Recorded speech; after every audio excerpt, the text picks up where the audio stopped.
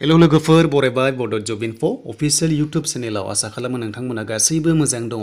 दायो गोदान जबनि साख्रिनि आपडेट लाबोबावबाय बेनो जाबाय नाबार्डआव साख्रि ओंखारदों गासै दङ पस्टआ 173 आरो बे जाबाय डेभेलपमेन्ट एसिस्टेन्ट बे पस्टआव नोंथांमोना बयबो अनलाइन एप्लाइ खालामनो हासिगोन हौवाफोर हिनजावफोर जायफ्रा एलिजिबल जायो।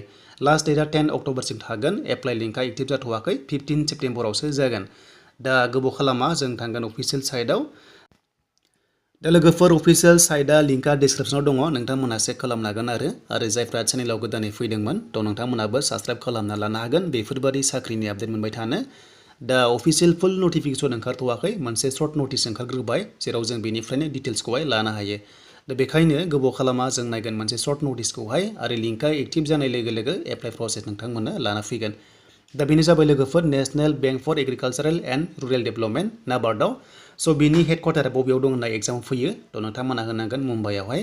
देन बे पस्टआ जाबाय एसिस्टेन्ट डेभेलपमेन्टनि स' नोंथांमोना बेयाव बाहागो लानो हागोन मोननै रोखोमनि दङ मोनसे हिन्दी दङ।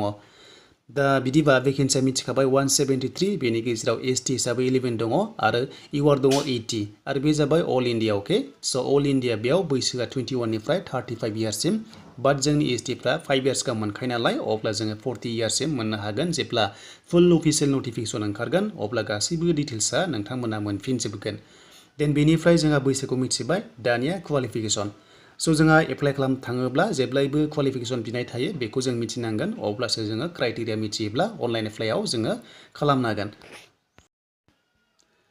स' दानिया जोङो क्वालिफिकेसन नायनोसै बे पस्टआव नोंथांमोना अनलाइन एप्लाइ खालामबा सेप्तेम्बर 1 निफ्राय लानानै मा जानांगौनो नोङो डिग्री पास खालामनांगोन बेनिफ्राय 50% थानाय जानांगोन बाट जोंनि एसटी हिसाबै जेबो नाङा जास्ट पास जाबानो जागोन डिग्री पास जाबानो नोंथांमोना बेयाव अनलाइन एप्लाइखौ खालामनो हासिगोन।